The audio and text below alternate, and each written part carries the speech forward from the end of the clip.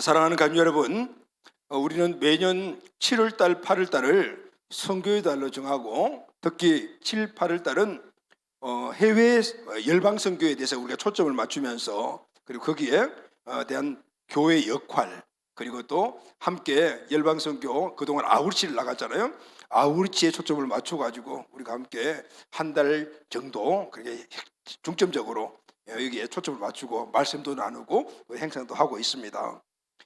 우리는 하나님이 우리에게 주신 그 사명을 이루어가는 것이 개인의 교회에 우리 몸으로서의 교회가 해야 될 일입니다. 그것은 바로 주님께서 만민에게 복음을 전파하라라고 하셨고, 그리고 만민에게 복음을 전파하여 한 영혼을 구원하고, 그리고 그 구원받은 영혼들을 제자로 세우라고 하셨습니다. 그리고 제자로 세우고 구원받은 영혼들이 함께 예배를 드리는 예배 처소를 만들어가는 것. 그래서 그것이 중점이, 그게 초점이 되고 거기가 센터 같은 역할을 해서 그것에 대해서 계속해서 복음을 전파해 나가는 것, 이것이 바로 하나님이 교회를 이 땅에 세우신 목적입니다. 그래서 그동안 우리는 1년 내내 이 지역의 복음을 전파하잖아요. 할렐루야, 아멘.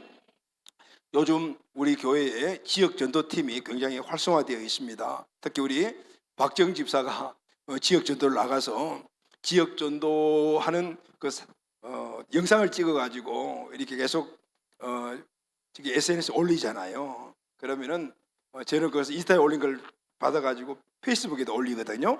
그러면은 그 페북 친구들이 대부분이 목사님들이잖아요. 선교사님들이거든요. 내가 올린 그걸 보면서 굉장히 즐거울들 하세요. 전도가 참 즐거워요, 이렇게 말씀하시는 거죠. 그 제목도 전도는 즐거워요. 그래서 우리 박지영 집사가 아주 탁월하게 재밌게 만들어놨어요. 여러분 꼭 한번 보셔요. 페북 활동 하지 않는 분들은 인스타에서도 보면 그게 나오거든요. 그래서 우리는 이렇게 매일 이 지역에 나가서 복음을 전합니다. 그리고 그다음 민족이죠. 민족은 우리가 북한을 정했는데 북한은 지금 우리가 가서 복음 못 전하잖아요.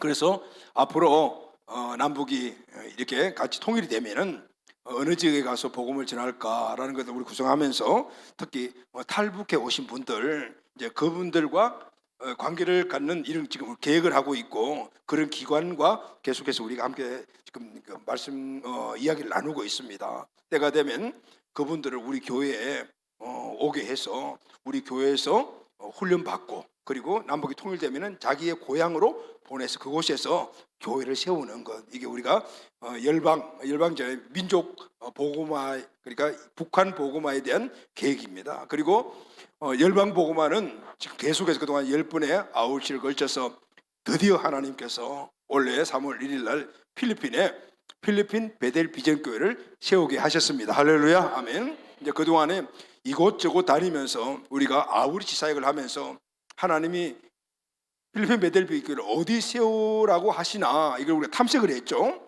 하나님은 오늘 우리의 마음을 아시고 아까 말씀드린 대로 부활한 지역에 이전에 세워진 교회를 인수하게 하시고 또 그 땅도 장기간 렌트하게 만들어서 그렇게 사역을 하게 되었습니다.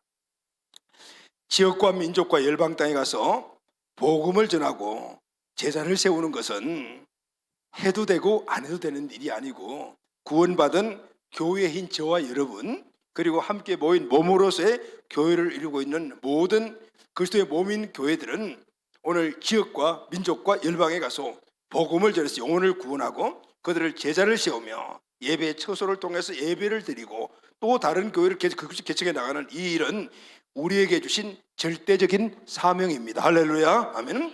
절대적인 사명이라 해서 이 사명을 지상대명령이라고 합니다. 그래서 The Great Commission이라는 이 지상대명령은 바로 주님께서 성천하시기 전에 제자들에게 주신 사명일 뿐만 아니라 오늘 이 땅에 하나님이 교회를 세우신 목적이기도 하며 우리 모두가 제자의 삶을 살아가는 우리가 꼭 해야 될 선택이 아니고 필수로 우리에게 주신 축복이자 사명입니다. 할렐루야, 아멘. 그래서 구원받은 교회로서의 저와 여러분, 우리가 교회 관계에서 계속 배웠잖아요. 그리고 또 구원받은 사람들이 함께 모인 이 몸으로서의 이 교회는 세상에 어느 교회든지 이 사명을 다 감당해야 하는 것입니다. 자, 그럼 여러분, 왜 교회가 지상대명령이라고 이렇게 아주 딱 못을 받고 영혼을 구원하고 제자를 세우고 교회를 세워나가는 것을 꼭 감당해야 하는가? 이유가 뭘까? 이것을 아는 것이 우리에게 너무 중요합니다. 이유는 딱 간단합니다. 천지 만물의 주인 되신 하나님 아버지의 뜻이기 때문에. 할렐루야 하면 오늘 이분이 나를 창조하시고 그리고 제 가운데 있는 나를 구원해 주셔서 죄의 저주 속에 영원한 멸망으로 갈 수밖에 없는 우리에게 은혜를 베풀어 주신 거예요.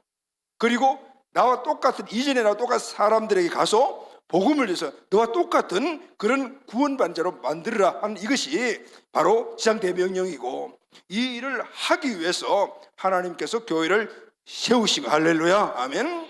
그래서 우리는 이 하나님의 은혜와 그 사랑에 빚을 갚아야 되는 빚진 자의 마음과 또 우리의 주권자 대신 예수 그리스도의 명령이기 때문에 이 두 가지가 합하여져서 우리는 마땅히 이 일을 감당해 나가야 합니다. 할렐루야 아멘.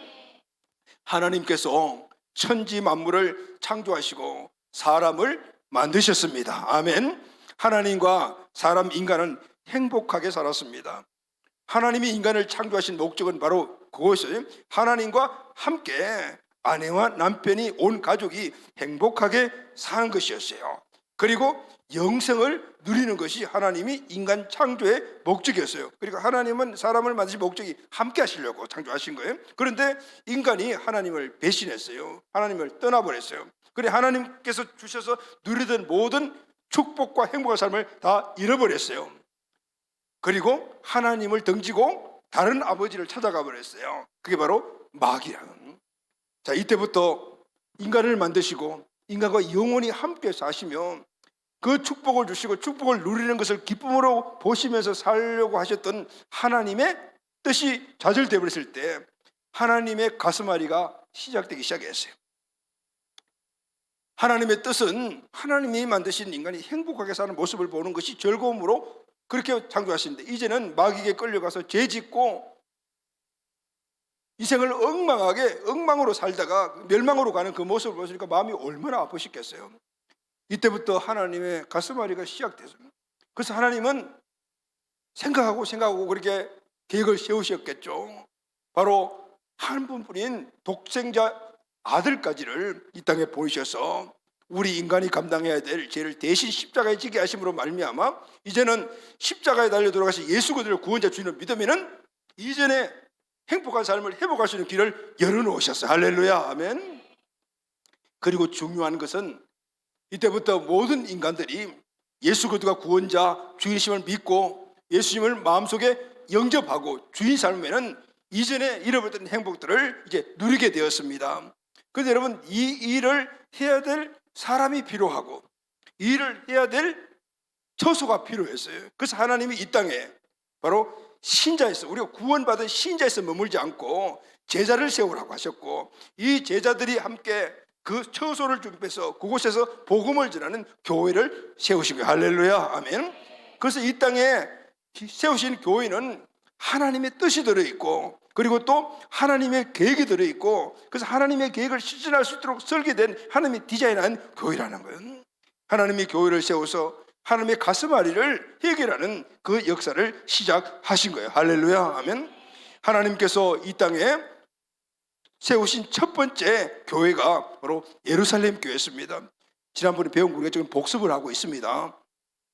사도행전의 기록자인 누가는 이 땅에 하나님의 뜻을 이루기 위하여 하나님이 설계하시고 디자인하신 그 교회, 하나님의 소원인 그 교회의 모습을 구체적으로 이렇게 말하고 있습니다. 사도행전 2장 44절 47절 말씀을 다 같이 읽겠습니다. 시작. 믿는 사람이 다 함께 있어 모든 물건을 서로 통용하고 또 재산과 소유를 팔아 각 사람의 필요를 따라 나눠주며 날마다 마음을 같이하여 성전에 모이기를 힘쓰고 집에서 떡을 떼며 기쁨과 순전한 마음으로 음식을 먹고 하나님을 찬미하며 또 온 백성에게 칭송을 받으니 주께서 구원받는 사람을 날마다 더하게 하시니라. 아멘. 아멘. 하나님이 계획하신 그 계획은 구원받는 사람들이 많아지는 거잖아요.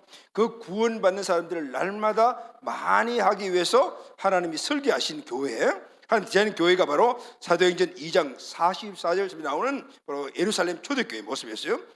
자, 이 말씀을 딱 요약하면, 첫째, 교회는 믿는 자들이 모였다. 할렐루야, 아멘. 두 번째는 가족 공동체였다는 거예요. 세 번째는 이 가족 공동체에 제자를 양육했다라는 거예요. 하나님은 이 교회를 통해서 하나님의 뜻을 이루고 가셨어요. 그래서 2장 47절 하반절 다 같이 시작. 주께서 구원받는 사람을 날마다 더하게 하시니라. 아멘. 하나님은 죄와 저주 아래 살아가는 자들이 구원받는 것이 하나님의 갈망이란. 그런데 이 교회를 통해서 그 일이 일어났죠. 구원받는 사람이 날마다 더하신. 할렐루야, 아멘. 바로 교회는 하나님의 뜻을 이루는 것이다라는 것을 말할 수가 있습니다. 근데 여러분, 이 땅에 처음 하나님이 디자인하신 그 하나님 설계하신 교회가 드러났는데, 그런데 이 예루살렘 교회가 하나님이 디자인하신 그 본질적인 모습을 지켜나갈 때 교회가 막 부흥하기 시작했어요. 숫자가 많아져요. 구원받은 사람들이 날마다 되어지기 시작했어요. 그런데 이 예루살렘 교회에서 1% 부족한 것이 있었습니다. 그 1% 부족한 것이 무엇일까요? 마태복음 28장 19절 말씀을 다 같이 읽겠습니다. 시작. 너희는 가서 모든 민족을 제자로 삼아 아버지와 아들과 성령의 이름으로 세례를 베풀고. 주님께서 말씀하셨죠. 너희는 가서 모든 민족을 복음을 전파하고, 그리고 복음을 전파하고 구원받은 자들을 어떻게 제자로 세우라. 그런데 어떻게 가서 하라고. 가서. 자, 그 가서 하라는 곳이 어딘가요? 사도행전 1장 8절 시작. 오직 성령이 너희에게 임하시면 너희가 권능을 받고 예루살렘과 온 유대와 사마리아와 땅끝까지 이르러 내 증인이 되리라. 주님께서 가라 한 그 장소까지 딱 구체적으로 말씀하고 있죠. 어디죠? 예루살렘, 온 유대, 사마리아, 땅끝, 딱 네 가지를 지정해 주셨어요. 그런데 예루살렘과 온 유대는 그냥 이스라엘 민족이 사는 곳인 거예요. 그래서 우리는 이 지역을 세 지역으로 나눴죠. 지역, 오늘 우리 대한민국, 민족, 북한, 사마리아와 똑같은 같은 민족인데 뭔가 다른 그 민족인 사마리아 사람들이었어요. 그리고 열방, 땅끝까지. 그런데 예루살렘 교회는 예루살렘과 유대에만 머물러 있었어요. 그런데 주님의 뜻은 가거라. 예루살렘 유대에서 벗어나 사마리아도 가고 땅까지 가라 했는데 가지 않고 그냥 거기에 머물러 있었대요. 주님께서 하신 그 명령하신 명령을 순종하지 않았다는 거예요. 그런데 여러분, 성경을 보게 되면은 그게 지금 12사도들이 주축이 된 교회가 예루살렘 교회입니다. 그들이 주님의 말씀을 거역할 리가 없어요. 그런데 왜 주님의 말씀에 따르지 않았을까요? 그 이유가 뭘까요? 자, 그것은 이 교회가 성장해가는 과정 속에서 일어날 수 있는 그 원인이 이유였다라는 것을 알 수가 있어요. 교회가 성장을 하다 보면요, 자꾸 성장을 하다 보면 수구가 많아지고 질적으로 성장하다 보게 되면은 원래 교회를 세운 그 본질을 잃어버리게 된다는 거죠. 그래서 본질에서 벗어나서 비본질에 초점이 맞춰지기 때문에 그때부터 교회는 교회 본 모습에 다른 곳으로 가다 보니까 주님께서 원래 약속하신 말씀하신 그 요구하신 대명령을 잊어버리게 되는 거예요. 왜냐하면 이쪽으로 에너지를 줘야 돼. 이쪽으로 에너지를 빼앗겨 버리기 때문이에요. 지금 2주 동안 우리가 계속해서 함께 나눈 말씀 가운데서 레너드 스위트 목사님의 한 4가지의 교회에 대한 이야기를 우리가 계속해서 함께 나눴죠. 이분은 교회가 4종류가 있다고 그랬죠. 미셔너리 처치, 선교적 복음 전하고 선교하는 데 초점이 맞춰진 교회, 그리고 미니스트리 처치는 목회적 교회라 그랬죠. 성도들의 아픔과 고통의 문제를 치유하고 회복하는 돌봄에 초점을 맞춘 목회적 교회. 이게 미셔너리 처치에서 교회가 성장하게 되면은 그 다음에 미니스트리 처치로 가게 된다는 거예요. 이걸 경계해라라고 이야기를 하고 있는 거죠. 이 목회적 교회로 가게 되면 그 다음이 유지하는 교회, 메인트런스 처치로 가게 된다. 거기서 더 중요하면은 뮤지엄 처치네, 박물관화되는 교회라고 그랬어요. 지금 예루살렘 교회가 처음에는 열심히 복음 전하고 그런 쪽에 초점을 맞춰가 교회가 부지되다 보니까 어떤 일이 났어요? 비본질에 초점을 맞추는 일들이 막 일어나기 시작을 한 거예요.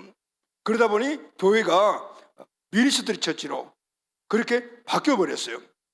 하나님은 예루살렘 교회를 세우신 목적이 계속해서 미셔너리 처치로서 계속 복음을 전하고 땅까지 나가라고 창조했는데 나가지 못하고 예루살렘, 유대만 막 머물고 있는 거예요.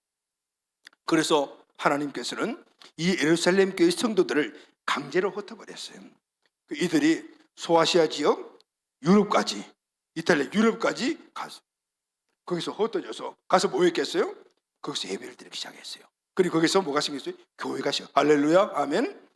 그 중에 한 교회가 바로 유대 이스라엘의 북쪽에 있는 지금 시리아 쪽에 있는 안디옥이라는 그곳에 교회가 세워졌어요. 자, 그럼 여러분, 우리가 계속해서 이제 지난주부터 안디옥 교회에 대해서 배우고 있는데 우리의 롤 모델인 안디옥 교회는 그럼 어떤 교회였을까요? 첫째, 안디옥 교회 성도들은 예수 그들을 주인으로 믿었습니다. 할렐루야, 아멘. 사도행전 11장 20절 21절 말씀을 다 같이 시작. 그 중에 구브로와 구레네 몇 사람이 안디옥에 이르러 헬라인에게도 말하여 주 예수를 전파하니 주의 손이 그들과 함께 하시매 수많은 사람이 믿고 주께 돌아오더라. 자, 안디옥 교회 성도들은 예수 그리스도를 주인으로 믿는 사람들의 모임이었어요. 아멘. 자, 두 번째, 안디옥 교회는 예수님의 사랑으로 하나 된 가족 공동체였습니다. 13장 1절 말씀 다 같이 읽겠습니다. 시작. 안디옥 교회에 선지자들과 교사들이 있으니 곧 바나바와 니게를 아는 시몬과 구레네 사람 누기오와 분봉왕 헤롯의 뒷동생 마네안과 및 사울이라. 지난주 함께 나눴죠. 이 사람들은 신분도 나이도 모든 게 다 다른 사람인데 그런데 예수님 안에서 딱 한 가족이 된 가족 공동체였다는. 세 번째는 안디옥 교회는 성도를 예수님의 제자로 양육을 했습니다. 25절 26절 시작. 바나바가 사울을 찾으러 다소에 가서 만남에 안디옥에 데리고 와서 둘이 교회에서 1년간 모여 큰 무리를 가르쳤고 제자들이 안디옥에서 비로소 그리스도인이라 일컬음을 받게 되었더라. 바나바가 먼저 안디옥 교회를 목회를 했어요. 교회가 막 부흥을 했어요. 그러니 이 바나바는 제자 훈련에 아주 그냥 최고의 권위를 갖고 있는 바울이 생각이 났어요. 그래서 바울을 초청을 해와서 두 사람이 1년 동안 그 성도들을 신도에 머물지 않게 하고 제자를 훈련시켰더니 이때 비로소 이 안디옥에서 제자들을 그리스도인이라 일컬음을 받게 되었더라. 할렐루야, 아멘. 자, 근데 여러분, 안디옥 교회를 지금 보니까 그렇죠. 하나님이 원래 세우신 교회의 본질에 아주 충실했어요. 근데 이 세 가지는 예루살렘 교회도 동일하게 갖고 있던 것이었어요. 자, 그러면은 안디옥 교회와 예루살렘 교회가 다른 점이 무엇일까요? 자, 오늘 이것을 함께 플러스 시키게 되면은 바로 하나님이 이 땅에 세우고자 원하는 진정한 교회를 우리는 찾아낼 수가 있어요. 할렐루야, 아멘. 자, 그럼 안디옥 교회는 예루살렘 교회가 다른 점이 있었는데 그게 뭘까요? 첫 번째, 안디옥 교회는 성령님의 인도함을 받는 교회였습니다. 아멘. 2절 말씀을 다 같이 읽겠습니다. 시작. 주를 섬겨 금식할 때에 성령이 이르시되 내가 불러 시키는 일을 위하여 바나바와 사울을 따로 세우라 하시니. 자, 이 말씀을 보면은 주를 섬겨 금식할 때 그랬죠. 주를 섬겨 금식할 때라는 이 말은 NIV 영어 성경을 보게 되면은 worship the Lord라는 이 문장을 사용을 했어요. 다시 말하면 이 말씀이 뭐냐면은 주를 섬겨 금식한다는 것은 주님께 예배하다라는 뜻을 갖고 있어요. 안디옥 교회 성도들은 주님께 예배하는데 전심이었어요. 할렐루야, 아멘. 그냥 예배 드린 것이 아니에요. 어떻게 예배 드렸어요? 금식하며 예배 드렸다. 금식하며 예배 드렸다 그랬어요. 금식하면서 예배를 준비하고 성도들은 금식하면서 예배에 참석했다는 겁니다. 여러분, 금식은 음식을 먹지 않는 것이잖아요. 먹지 않으면 죽지 않아요. 그러니 안디옥 교회 성도들은 예배를 생명같이 여겼다라는 말씀을 갖고 있는, 예배가 그들의 인생에 예배를 인도하는 사람이나 지도자들이나 예배에 참석하는 성도들 모두가 다 예배가 그들의 인생 삶의 우선순위였고 그리고 가치였다라는 것을 보여주고 있어요. 이 말은 하나님께 항상 초점이 맞춰져 있었다라는 거예요. 예루살렘 교회는 숫자가 많아지니까 하나님께 초점을 맞춰 그 시각이 어디 사람들을 케어하고 사람들을 세우라고 그쪽에 관심이 그쪽으로 가버린대요. 그런데 안디옥 교회가 에베소 교회가 다른 점은 동일하게 대형 교회로 부흥되고 숫자가 엄청 많음에도 불구하고 그들은 한결 같아든 어디에? 하나님께 초점을 맞췄다. 할렐루야, 아멘. 예루살렘 교회는 성도가 많아지니까 그 초점이 흐려졌어요. 하나님이 아닌 사람에게 초점이 맞췄어요. 헬라파 유대인, 또 유대파 유대인, 헬라파 과부들, 유대파 과부들에서 구제하는데 왜 우리는 적겨줘? 왜 우리는 과시하는 거야? 이런 막 문제들이 많아요. 여러분, 사람이 많아지면은 문제들이 많이 생기게 마련이거든요. 이렇게 문제들이 많이 생기니까 여기에 사도들이 뭘 했겠어요? 신방 가가지고 서로 화해시키고, 그리고 시험에 든 사람들 세워주고, 여기에 초점을 맞추다 보니까 사도들이 원래 해야 될 일이 뭐죠, 여러분? 기도하고 말씀 준비하고, 그래서 말씀을 그렇게 선포해야 되는데 그걸 못하게 됐다면. 그런데 안디옥 교회는 항상 하나님의 뜻에, 하나님이 기뻐하신 일에 초점을 맞추고 있어요. 할렐루야, 아멘. 항상 하나님께 초점을 맞추고 예배를 준비하는 사람들이 금식하면서 예배를 준비하고, 예배에 참여하는 성도들이 금식하며 예배 참석했으니 오늘 그 자리에 당연히 하나님의 임재가 충만한 것은 당연한 사실이에요. 할렐루야, 아멘. 이 초점에 맞춘, 하나님께 초점에 맞춘 이 안디옥 교회 예배에는 항상 하나님의 영이신 성령님이 그곳에 충만하게 임재해 주셨어요. 아멘. 여러분, 예배를 정의하면은 여러 가지 정의를 할 수 있겠지만은, 그러나 예배를 딱 하나로 정의한다면은 예배를 통해서 하나님을 만나는 거예요. 할렐루야, 아멘. 여러분, 하나님을 만나면 어떻게 해요? 하나님이 우리에게 은혜를 주시죠. 하나님을 만나지 못하면은 하나님의 은혜를 내가 입지 못하는 거거든요. 예배는 하나님을 만나는 거예요. 아멘. 여러분, 만나는 것에 두 가지 방법이 있죠. 내가 찾아가서 만나는 것이 있고, 또 상대방이 나를 찾아와서 만나는 것이 있어요. 근데 여러분, 우리는 하나님을 찾아갈 수가 없어요. 왜냐하면 하나님은 영이시기 때문에요. 그러면 어떻게 해요? 하나님이 우리에게 오셔야 돼요. 하나님이 우리에게 오시는 것을 우리는 하나님이 임재하셨다라고 이야기를 해요. 하나님이 임재하셨다요. 하나님이 임재하셔야만이 우리가 하나님을 만날 수가 있습니다. 여러분, 예배는 하나님을 만나는 것이라면 하나님이 오늘 이 예배에 오셔야 되는 거예요. 할렐루야, 아멘.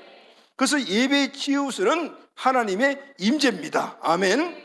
하나님이 임재하시면은 하나님의 능력이 나타납니다. 하나님이 능력을 베풀어 주셔서 오늘 이 예배에 참여한 사람들이 은혜를 받게 만듭니다. 그래서 하나님이 이것이 오셔서 하나님의 능력으로 우리가 찬양을 하는 곳에 임하시면은 그 찬양이 우리에게 은혜가 되는 거예요. 할렐루야, 아멘. 그리고 말씀이 성령의 능력으로 선포되고 성령의 능력으로 말씀을 받게 되면 말씀이 은혜가 되는 거예요.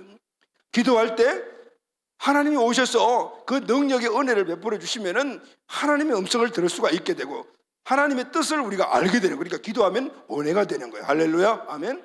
여러분, 예배에 우리가 왜 참여합니까? 은혜 받기 위해서 참여하지 않습니까? 그 은혜를 우리가 받으려면은 성령님이, 하나님이 이것이 오셔야 되고, 그리고 그분이 베풀어 주시는 그 능력을 통해서 우리가 말씀의 은혜를 받고 찬양의 은혜를 받고 기도의 은혜를 받고, 끝나고 나면 그 은혜에 있는 상황에서 성도들이 모이면 그 교제에서 은혜를 받게 되는 거예요. 그러니까 예배드리는 목적이 이루어지는 거예요. 어디서부터? 하나님의 임재에서. 할렐루야, 아멘. 그래서 여러분, 오늘 이곳에 하나님의 임재가 있어요. 그래야만이 제가 전하는 말씀이 은혜가 된다 말이에요.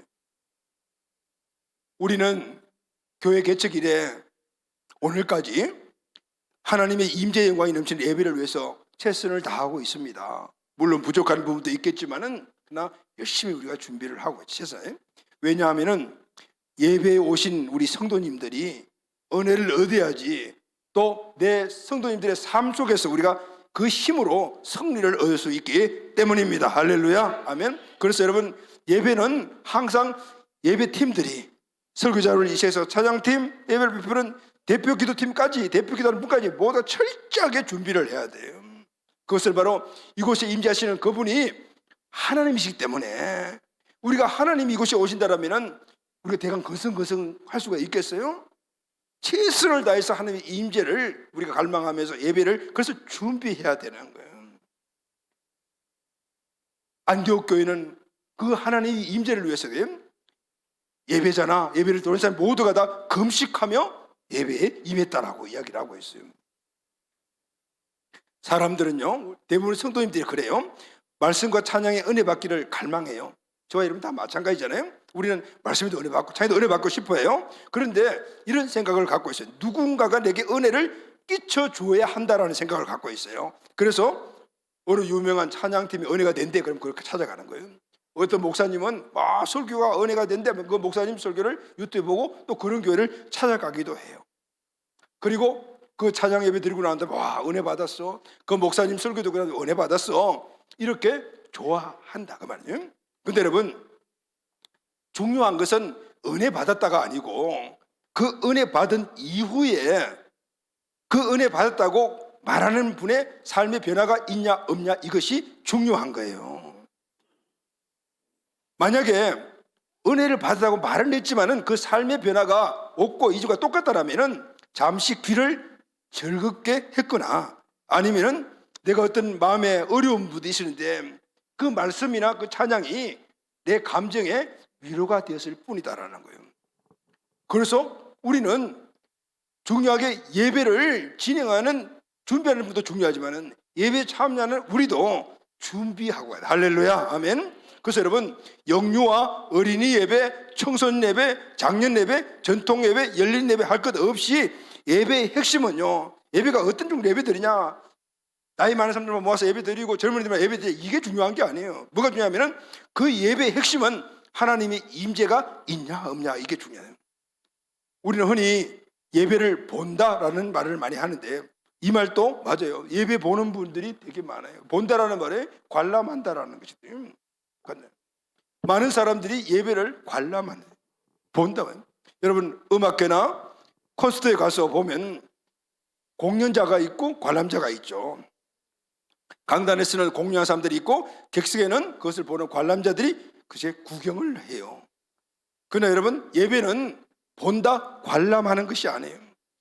임재하신 성령 안에서 예배를 준비하고 함께 부르는 자들과 예배자로 참여하는 모두가 함께 어우러져서 하나님의 은혜가 있는 그 영광의 보좌로 함께 나가는 것이 예배예요. 할렐루야. 그래서 그 은혜의 보좌는 가면 누가 계셔요? 하나님이 계신 거예요. 바로 구약 성경에 나오는 성전 안에 지성소와 똑같단 말이에요. 하나님의 임재 안에서 하나님을 직접 만나는 예배가 돼야 된다. 그것은 철저하게 잘 준비된 예배자들, 그리고 예배를 철저하게 준비하여 온 이 모든 성도들이 하나가 됐을 때 함께 하나님께로 나아가게 되는 거예요. 그래서 여러분, 우리가 음악회 가서 좋은 연주를 듣고 일어서면 잔잔한 우리의 감동이 마음에 남죠. 그러나 여러분, 임재 안에 드린 예배는 그런 감동 이상입니다. 그것은 하나님을 직접 만난 은혜에서 오는 감동이요. 새로운 삶의 결단이 일어나고 그리고 그것을 실천할 수 있는 힘을 얻게 되는 거예요. 그래서 예배에 성공하면 내 삶의 변화가 자연스럽게 따라오는 거예요. 할렐루야 하면 여러분의 일주일의 삶에 내 삶의 승리의 힘의 원동력은 오늘 이 예배에서 얻어야 되는 거예요. 그러려면 예배를 준비하는 설교자부터 찬양팀부터 대표기도원부터 철저하게 준비해서 성령의 임재를 이곳에 오게 하여 함께 여러분들에게 임재를 누리도록 만드는 이 예배를 만들어 가야 돼요. 이 일을 안디옥 교회가 했어요. 그런데 예루살렘 교회는 많은 사람들이 나는 문제에 거기다 초점을 맞다 보니까 하나님께 초점을 맞추지 못하다 보니까 교회가 메말라가기 시작했다고 볼 수 있어요. 또 안디옥 교회는 성령님의 음성을 듣는데 민감했어요. 할렐루야 아멘. 사도행전 13장 2절 하반절 다 같이 읽겠습니다. 시작. 성령이 이르시되 내가 불러 시키는 일을 위하여 바나바와 사울을 따로 세우라 하니라. 안디옥 교회는 예배 중에 하나님의 음성을 들을 정도로 예배자나 아니면 함께 모은 성도들이 그렇게 영적으로 민감했어요. 민감한 교회였어요. 특히 리더들이 하나님의 음성을 들을 수 있을 정도로 민감한 영적 체질을 갖고 있던 것을 볼 수가 있어요. 그만큼 교회가 주님의 은혜를 사모했다라는 것을 증명하는 거죠. 하나님은 이런 안디옥 교회 위에 위대한 사명을 이룰 수 있는 기회를 주셨어요. 할렐루야. 그것은 바로 최초로 열방 땅에 선교사를 파송해서 교회를 세우는 축복을 주신 거예요. 이 하나님이 이 땅에 교회를 세우신 하나님이 이 땅에 교회를 세우신 궁극적인 목적이 이제는 예루살렘 교회를 넘어서 안디옥 교회를 통하여 비로소 이루어진 거예요. 할렐루야. 아멘. 이것은 여러분 축복 중에 축복입니다. 영광 중에 영광입니다. 아멘. 여러분 우리가 복음을 전하고 제자를 세우고 교회를 세우는 것이 왜 축복 중에 축복이죠? 그것은 누가 이 일을 하라고 명령하시냐가 중요한 거예요. 아멘. 여러분 이 땅에 어떤 권세 있는 사람이 하다못해 수원시장이나 경기도지사가 여러분 한 사람 불러가지고 자 내가 이걸 좋아하니까 이걸 좀 해줄래 했을 때는 우리는 그걸 굉장히 영광으로 생각하고 열심히 준비해서 그걸 하게 될 거예요. 그런데 지금 우리에게 복음을 전파하고 영혼을 구원하고 제자를 세워서 교회를 개척해 나갈 누가 하신 말씀이죠? 만왕의 왕 되시고 우주 만물을 창조하시고 내 인생을 하나님의 은혜를 베풀어 주시어 지옥 가고 멸망받고 살갈 그런 운명을 우리를 건져주신 그분이 말씀하죠. 할렐루야. 아멘. 우리는 빚진 자의 심리 되지만 그분이 얼마나 영광스러운 분인가를 알게 될 때는 우리는 그냥 아멘 하면서 할 수가 있겠다. 아멘. 오늘 안디옥 교회는 바로 하나님이 어떤 분인가를 알고 그분이 주신 그 사명과 비전이 얼마나 귀한 걸 알았기 때문에 그들이 생명 걸고 하나님의 임재 안에서 예배를 드리며 그 일을 감당하게 된 것을 볼 수가 있어요. 아멘. 사랑하는 우리 가족 여러분, 안디옥 교회 이 성령에 민감한 이 모습이 우리도 함께 나가게 되기를 예수님의 이름으로 축원합니다. 아멘. 아멘. 얼마나 이들이 성령에 민감함을 갖고 있냐면 사도행전 12장 13장 2절 하반절부터 시작. 성령이 이르시되 내가 불러 시키시는 일을 위하여 바나바와 사울을 따로 세우라 하시니. 안디옥 교회는 리더들이 하나님 말씀에 민감했을 뿐만 아니라 오늘 이 말씀을 그대로 따라서 순종했던 것을 아멘. 볼 수가 있어요. 우리 모두가 한 마음으로 이 순종하는 하나님의 음성을 듣는 교회가 꼭 되기를 바랍니다. 아멘. 아멘. 자, 두 번째 안디옥 교회가 다른 이유가 있어요. 그것은 열방으로 가서 교회를 세운 교회였어요. 할렐루야. 아멘. 3절 말씀을 다 같이 읽겠습니다. 시작. 이에 금식하며 기도하고 두 사람에게 안수하여 보내니라. 여러분 교회가 해야 할 역할은 보내고 나는 가겠습니다 해서 가는 사람이 있는 것이 바로 교회인 거죠. 아멘. 이제 성령의 음성을 듣고 두 사람에게 안수하여 교회는 보내고 이 두 사람은 아멘 하고 갔다 그 말씀이에요. 아멘. 성령님의 인도함을 받는 교회는 항상 이렇게 본질에 하나님이 교회를 세우신 그 본질에 충실한 거예요. 교회는 성령님을 통해서 세워졌기 때문에 성령님께서 말씀하시면 도와주는 대로 하게 되면 교회는 자동적으로 본질에 충실하게 되는 겁니다. 아멘. 네. 성령님께서 말씀하시는 본질은 하나님이 세우신 교회의 뜻이고 교회를 세우신 바로 그 목적입니다. 교회의 사명과 비전이라는 거예요. 이것은 교회의 영광이며 교회의 영광은 주님 주신 사명을 감당할 때 나타나는 것이다라는 것을 말해주고 있습니다. 사랑하는 가족 여러분, 우리가 잘 알고 있겠지만 하나님이 이 세상의 모든 교회, 저와 여러분 교회, 또 우리 몸으로서 교회 주신 사명이 무엇이죠? 바로 세 가지예요. 지상명령을 포함해 세 가지인데, 첫째 마가복음 16장 15절입니다. 시작. 너희는 온 천하에 다니며 만민에게 복음을 전파하라. 만민에게 복음을 전파하라. 사도행전 1장 8절 오직 성령이 너희에게 임하시면 너희가 권능을 받고 예루살렘과 온 유대와 사마리아와 땅끝까지 이르러 정인이 되어라. 만민이라는 말은 바로 지역을 정해줘요. 예루살렘, 온 유대, 사마리아 땅끝이라고 말해요. 마태복음 28장 19절 궁극적으로 해야 될 대사명. 시작. 그러므로 너희는 가서 모든 민족으로 제자를 삼아 아버지와 아들과 성령의 이름을 세례를 베풀고. 궁극적 목적은 제자를 삼는 거예요. 왜 복음 전하고 끝나면 되지 왜 제자가 삼으면 복음을 전하받으면 구원받은 자잖아요. 이제는 또 다른 사람에게 복음을 전하기 위해서 바로 제자가 되는. 할렐루야. 아멘. 안디옥 교회는 이 일에 충실했다는 거예요. 사도행전 13장 3절 다 같이 시작. 이에 금식하며 기도하고 두 사람에게 안수하여 보내니라. 성령께서 하신 말씀을 잘 귀담아 듣는 그런 교회, 그리고 그 본질을 말할 때는 무조건 아멘하고 순종하는 교회가 안디옥 교회였어요. 그걸 어떻게 하냐면은 여기 보면 두 사람을 보내니라 그랬죠. 이 두 사람이 누구죠 여러분? 바나바와 바울입니다. 이 사람은 지금 안디옥 교회 공동 담임 목회자예요.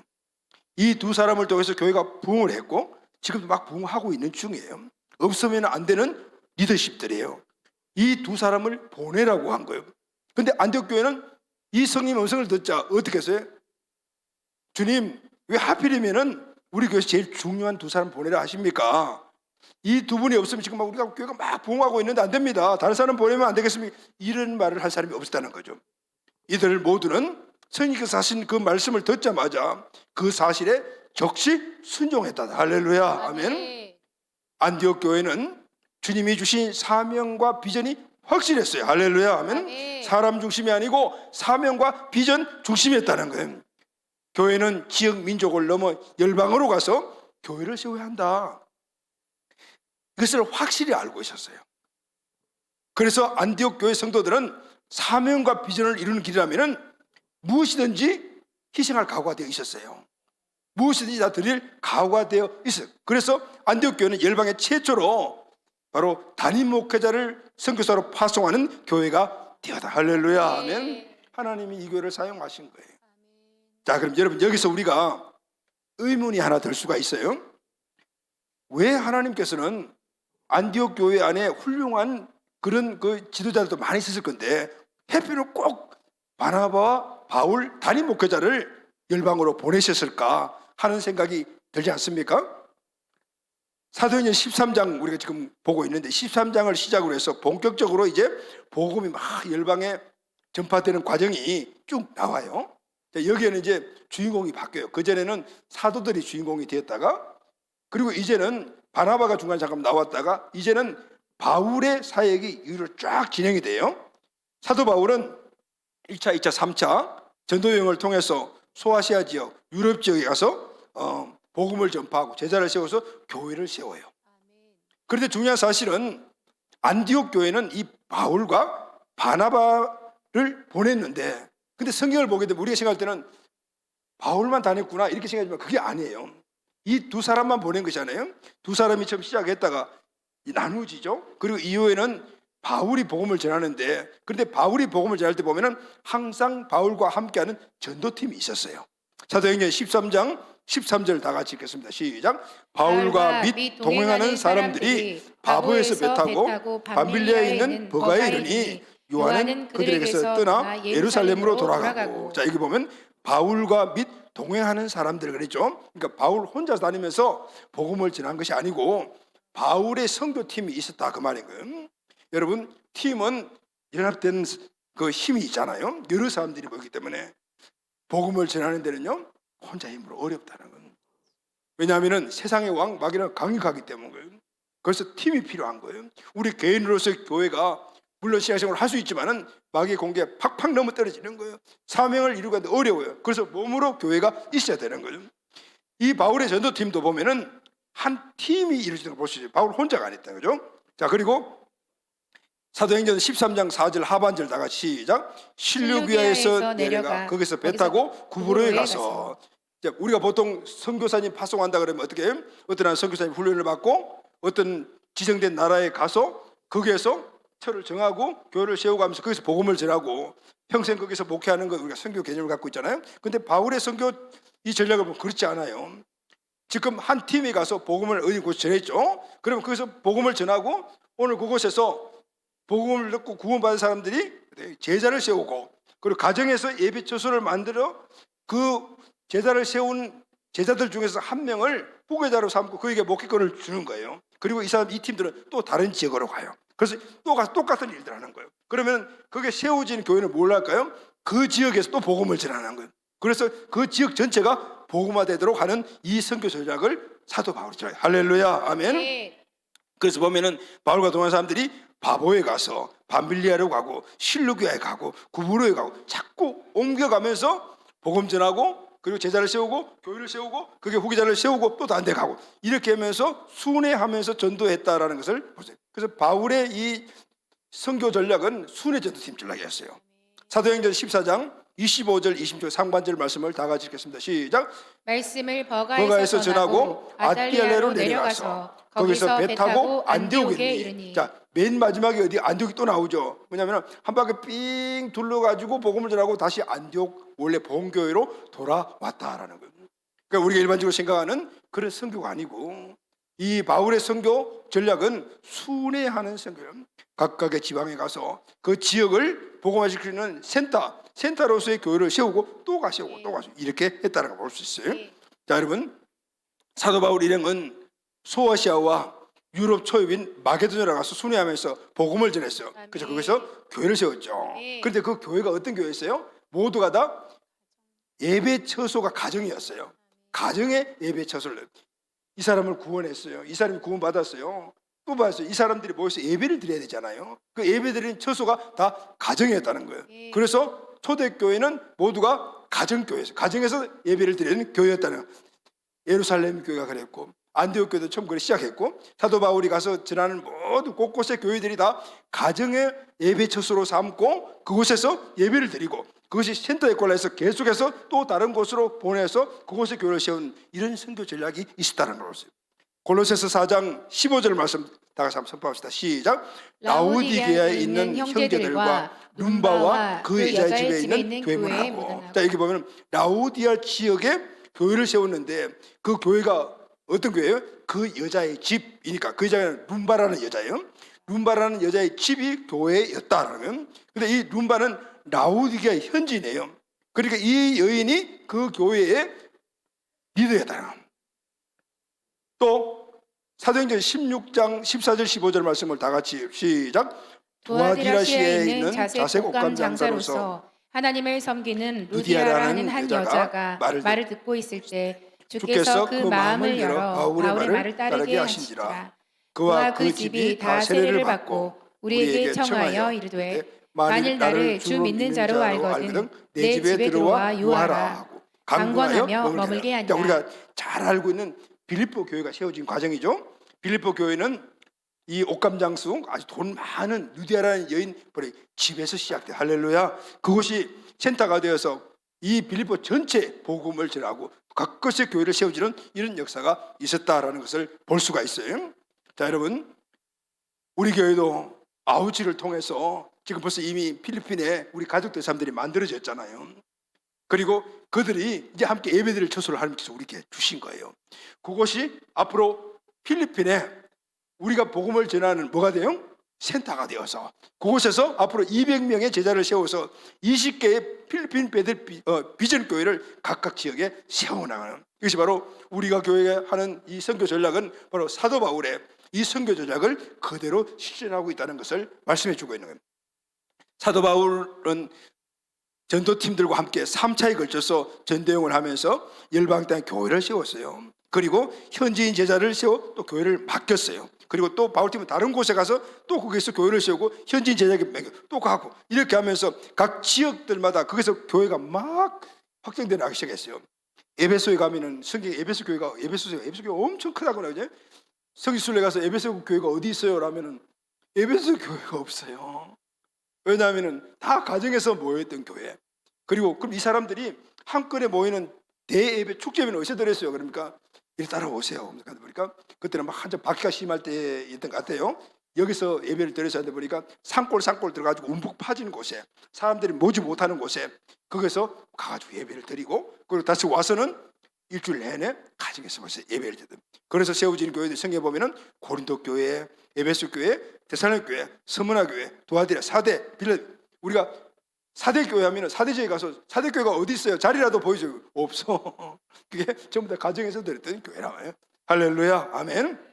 사도 바울은 이렇게 자기들이 세운 교회, 그리고 또 그 제자들이 세운 교회를, 자, 교회를 세웠으니까 너희들이 알아서 해라 이렇게 하지 않았습니다. 다시 안디옥 교회로 와서는 편지를 보내가지고 길이 다 그들을 멘토링했고, 또 그리고 다음 선교를 갈 때는 이전에 교회를 세운 곳에 또 갔어요. 가가지고 그들과 만나서 이야기하고 멘토링 잘하고 있냐, 니들 뭐하고 시험도 보고 막 그랬을 것 같아요. 그리고 난 다음에 이렇게 해라 라고 이야기를 해주고 또 다른 데로 가고 이렇게 했던 것을 볼 수 있어요.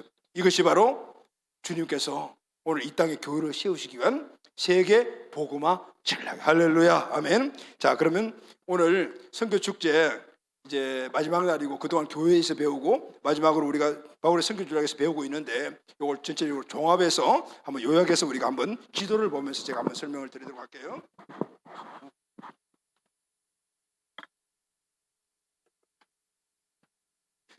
여기가 이스라엘이고 여기가 예루살렘이에요. 자, 여러분, 교회는 예루살렘 시작되었잖아요. 예루살렘에서 처음 만든 예루살렘 교회가 하나님이 원하시는, 주님께서 원하시는 가그라, 어디로 가요? 여기 소아시아, 그리스, 유럽으로 가거라 그랬는데 가지 않고 여기에 예루살렘과 유다 여기만 머물러 있었어요. 그래서 주님께서 이 예루살렘 성도들을 어떻게 흩어버렸잖아요. 흩었을 때 이 사람들이 흩어진 사람들이 어디로 갔냐면은 이쪽에 갈라디아 쪽, 이 부르기아 쪽, 이 소아시아 이게 터키잖아요. 그래 그리스 심지어는 이곳까지 갔어요. 그러니까 사마리아와 땅끝까지 그 사람들이 가서 교회를 세웠어요. 근데 그 중에 부흥했던 교회가 뭐냐면은 바로 이게 안디옥 교회예요. 안디옥 교회. 지금 우리가 나누고 있는 안디옥 교회잖아요. 여기 지금 시리아잖아요. 시리아 땅. 시리아 땅에 지금 안디옥이라는 곳에 교회를 세운 거예요. 그런데 안디옥 교회는 자상한 교회잖아요. 자기가 스스로 일어났던 교회거든요. 성도들에서. 그래서 예루살렘 교회에서 여기 교회가 세워지고 부흥한다는 소식을 듣고 바나바를 파송을 해요. 그래서 바나바가 여기 가서 목회를 하니까 막 교회가 막 부흥을 하기 시작해요. 그 바나바는 양육만 가지고는 안 되는 건다.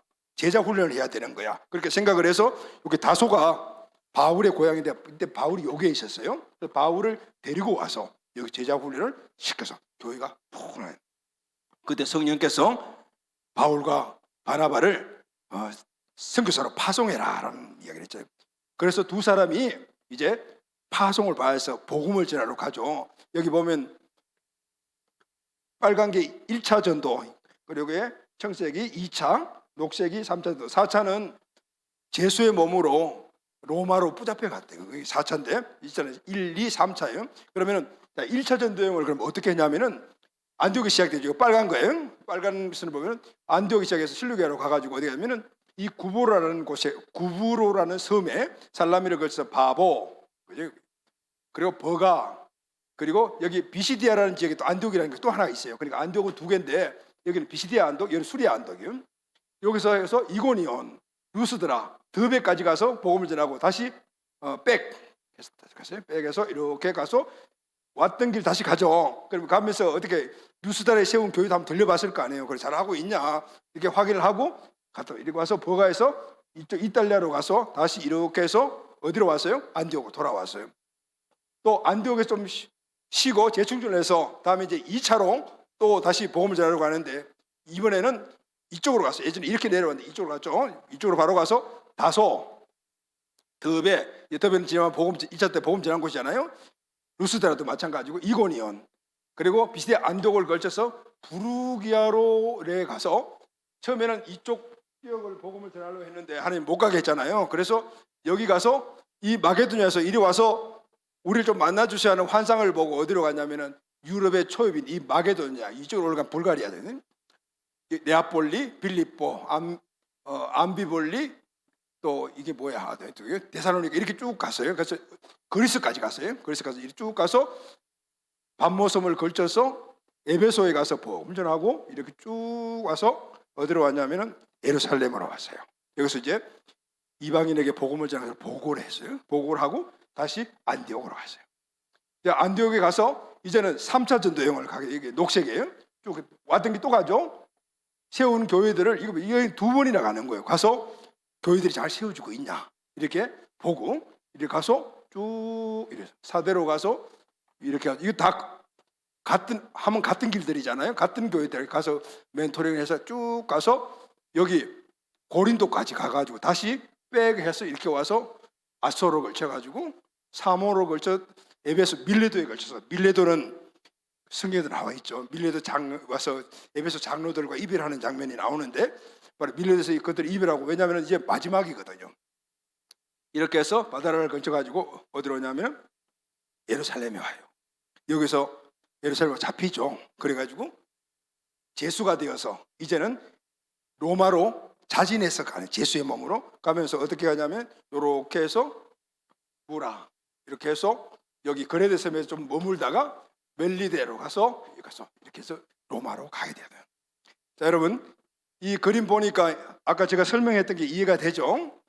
사도 바울의 전도팀은 이렇게 순회 전도팀이었어요.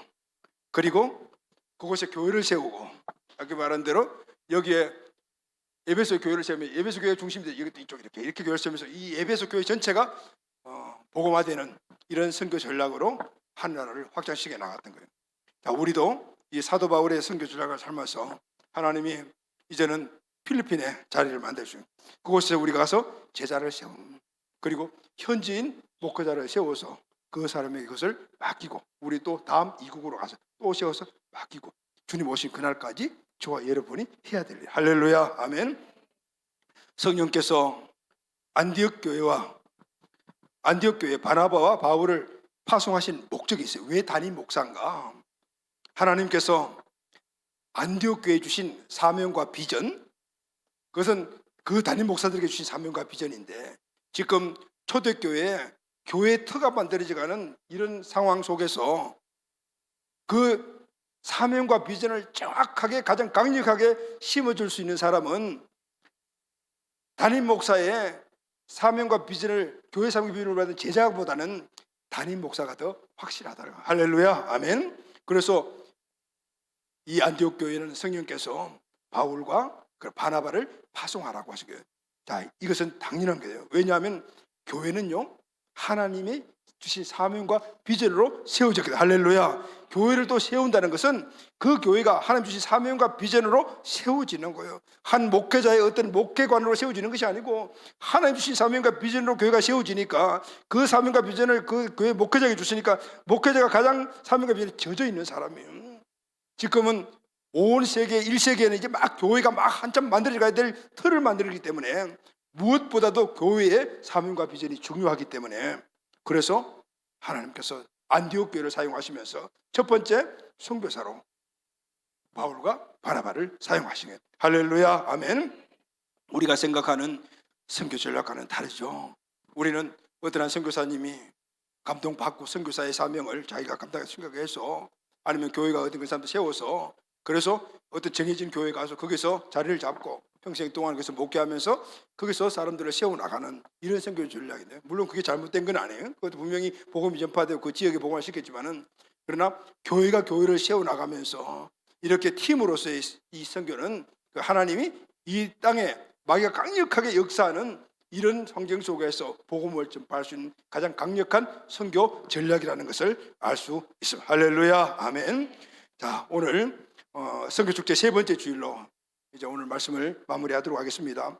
세 번에 걸쳐서 하나님 이 땅에 세우시고자 하는 교회 모델인 안디옥 교회에서 우리가 함께 말씀을 나눴습니다. 교회는 이 땅에 소망이며 하나님의 갈망입니다. 왜냐하면 하나님의 뜻은 한 영혼을 구원하는 것이기 때문에. 그래서 우리는 교회가 되고 구원받은 영혼은 또 다른 사람들을 복음을 전하고 구원할 수 있는 제자가 되어야 되는 것이고, 그들과 함께 예배를 드리고 그리고 복음을 전파할 수 있는 바로 예배 처소로서의 센터적인 교회를 우리가 설립해 가야 돼요. 할렐루야, 아멘.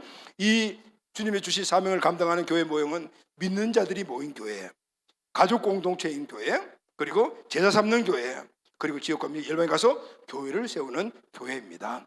주님 오실 그날까지 우리에게 주신 가장 큰 축복이자 하나님의 갈망을 이루는 이 일에 우리 모두가 예수님의 임심에 나가는 하늘의 상급이 큰 우리 교회 여러분 모두가 되기를 예수님의 이름으로 축복합니다. 아멘.